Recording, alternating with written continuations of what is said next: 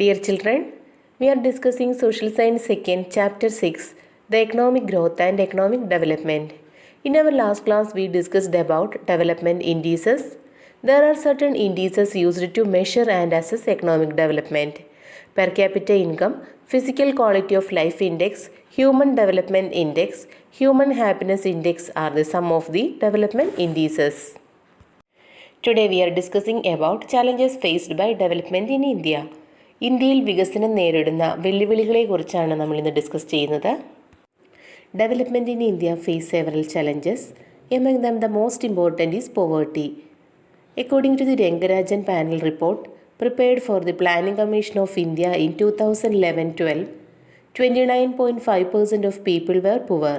Apart from poverty, there exist other problems like illiteracy, malnutrition, economic inequality, death by starvation and unemployment in developing and developed countries. ഇന്ത്യയിലെ development നേരിടുന്ന ചലഞ്ചസിനെ കുറിച്ചാണ്, വെല്ലുവിളികളെക്കുറിച്ചാണ് നമ്മൾ discuss ചെയ്യുന്നത്. India നേരിടുന്ന ഏറ്റവും പ്രധാനപ്പെട്ട ചലഞ്ചാണ് poverty എന്നത്. പ്ലാനിംഗ് കമ്മീഷന് വേണ്ടി രംഗരാജൻ പാനൽ തയ്യാറാക്കിയ കണക്കനുസരിച്ച് 2011-12 ഇന്ത്യയിൽ 29.5% ആളുകൾ ദാരിദ്ര്യം അനുഭവിക്കുന്നവരാണ്. പോവർട്ടി എന്നതിനെ കൂടാതെ ഇന്ത്യ നേരിടുന്ന മറ്റ് പ്രശ്നങ്ങളാണ് ഇല്ലിറ്ററസി, നിരക്ഷരത, എഴുതാനും വായിക്കാനും അറിയില്ലാത്ത ആളുകൾ, മാൽ ന്യൂട്രീഷൻ, പോഷകാഹാരക്കുറവ്, ശരിയായ രീതിയിലുള്ള ഭക്ഷണം, പോഷകാഹാരം ലഭിക്കാത്ത ആളുകൾ,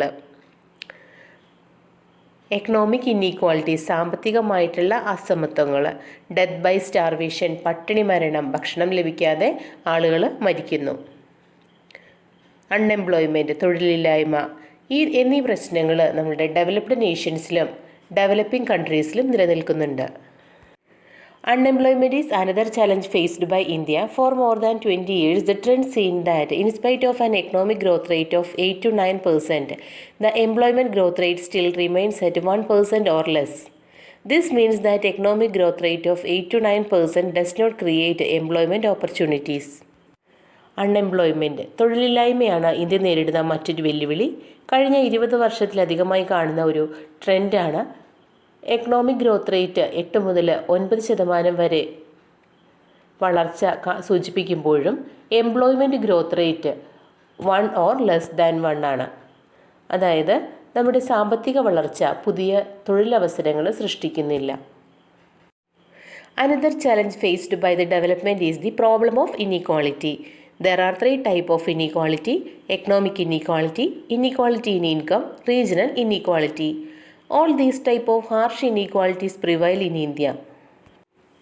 Economic inequality is measured on the basis of the share of the people in the total wealth of a country.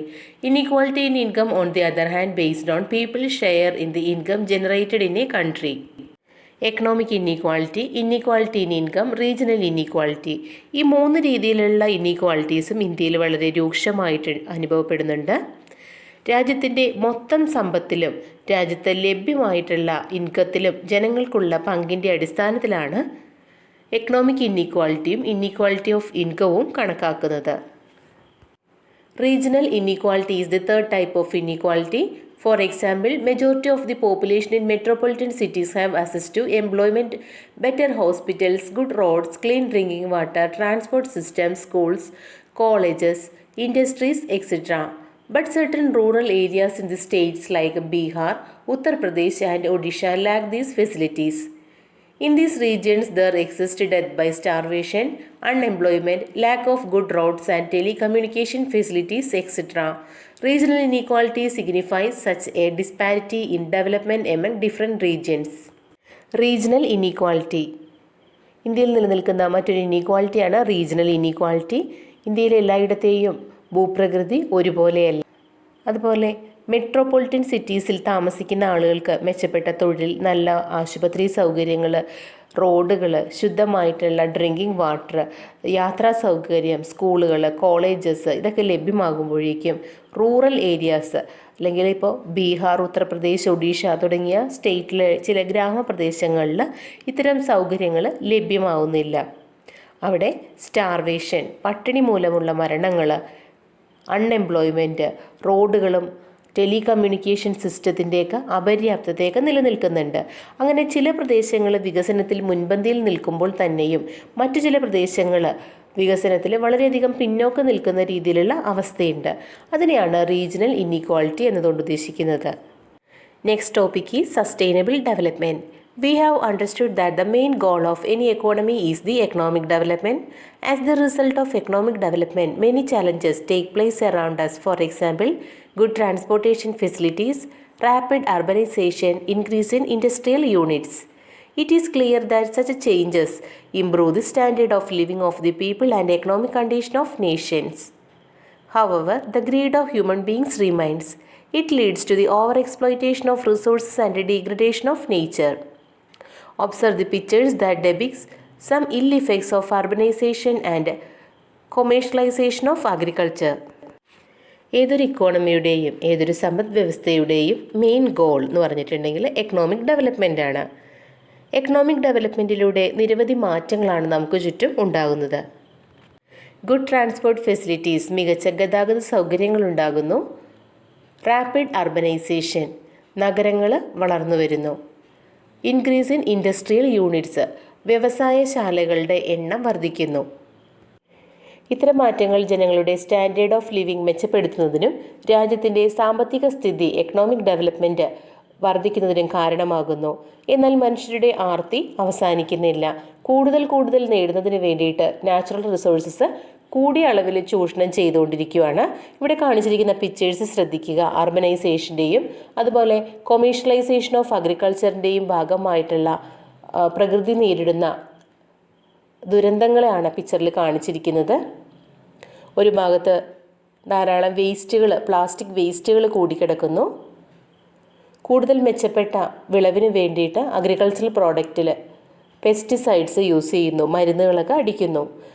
അതുപോലെ ഹില്ലി ഏരിയാസൊക്കെ ലെവൽ ചെയ്യപ്പെടുന്നു. സാമ്പത്തിക വളർച്ച ലക്ഷ്യമിട്ട് മനുഷ്യർ നടത്തുന്ന പ്രവർത്തനങ്ങൾ പലപ്പോഴും പ്രകൃതിയുടെയും പ്രകൃതി വിഭവങ്ങളുടെയും നാശത്തിന് ഇടയാക്കുന്നു. In the quest for economic growth, human intervention often results in the depletion of natural resources and degradation of environment. In order to construct buildings and roads, quarries are made and hills are leveled. This adversely affects the human life and local weather conditions. Though these activities lead to economic growth, they create problems for certain sections of the society. Economic development നേടിയെടുക്കുന്നതിന് വേണ്ടി മനുഷ്യർ ചെയ്യുന്ന പല പ്രവൃത്തികളും എൻവയോൺമെൻറ്റിനെ ദോഷകരമായിട്ട് ബാധിക്കുന്നതാണ്. പുതിയ കെട്ടിടങ്ങൾ നിർമ്മിക്കുമ്പോഴും റോഡുകൾ നിർമ്മിക്കുമ്പോഴും ഒക്കെ പാറകളും കുന്നുകളും ഒക്കെ ഇടിച്ചു നിരപ്പാക്കേണ്ട ഒരു സാഹചര്യം ഉണ്ടാവാറുണ്ട്. ഇത് മനുഷ്യരുടെ ജീവിതത്തെയും ആ പ്രദേശത്തെ കാലാവസ്ഥയെല്ലാം വളരെയധികം ദോഷകരമായിട്ട് ബാധിക്കുന്നുണ്ട്. ഇത്തരം പ്രശ്നങ്ങൾ രാജ്യത്തിൻ്റെ എക്കണോമിക് ഡെവലപ്മെൻറ്റ് സാധ്യമാക്കുന്നതാണെങ്കിൽ ഒരു വിഭാഗം ജനങ്ങളുടെ ജീവിതത്തിൽ വളരെയധികം പ്രശ്നങ്ങൾ സൃഷ്ടിക്കുന്നു. What we require is a humane development approach which does not impact the environment. In other words, we need sustainable development. പ്രകൃതിയെ ദോഷകരമായി ബാധിക്കാത്ത, പ്രകൃതിക്ക് ആഘാതം ഏൽപ്പിക്കാത്ത രീതിയിലുള്ള ഒരു വികസന സമീപനമാണ്, ഒരു സുസ്ഥിര വികസനമാണ് നമ്മൾക്ക് ആവശ്യം. The Brundtland Commission appointed by the United Nations Organization has defined sustainable development as development which meets the needs of the present without compromising the ability of future generations to meet their own needs. United Nations organisation appoint ചെയ്ത ബ്രഡ്ലാൻഡ്സ് commission sustainable development എന്നതുകൊണ്ട് അർത്ഥമാക്കുന്നത് വരും തലമുറയ്ക്ക് അവരുടെ ആവശ്യങ്ങൾ നിറവേറ്റാനുള്ള കഴിവിൽ കുറവ് വരാതെ ഇന്നത്തെ തലമുറ അവരുടെ ആവശ്യങ്ങൾ നിറവേറ്റുന്ന രീതിയിലുള്ള സമീപനമാണ് സസ്റ്റൈനബിൾ ഡെവലപ്മെൻറ്റ്. നാച്ചുറൽ റിസോഴ്സസ് ഉപയോഗിക്കുന്നതിൽ സോഷ്യൽ ജസ്റ്റിസ് ഉറപ്പുവരുത്തുന്ന രീതിയിലുള്ള സമീപനമാണ് സസ്റ്റൈനബിൾ ഡെവലപ്മെൻറ്റ് ഉദ്ദേശിക്കുന്നത്. നാച്ചുറൽ റിസോഴ്സസ് ഒരു ജനറേഷന് മാത്രം അവകാശപ്പെട്ടതല്ല, വരും ജനറേഷനു കൂടി അവകാശപ്പെട്ടതാണ്. സസ്റ്റൈനബിൾ ഡെവലപ്മെൻറ്റിന് പ്രധാനമായിട്ടും 3 ഗോൾസാണുള്ളത്: environmental goals, economic goals, social goals. Environmental goals പാരിസ്ഥിതികമായിട്ടുള്ള ലക്ഷ്യങ്ങൾ, എക്കണോമിക് ഗോൾസ് സാമ്പത്തിക ലക്ഷ്യങ്ങൾ, സോഷ്യൽ ഗോൾസ് സാമൂഹികമായിട്ടുള്ള ലക്ഷ്യങ്ങൾ. സസ്റ്റൈനബിൾ ഡെവലപ്മെൻറ്റിന് 3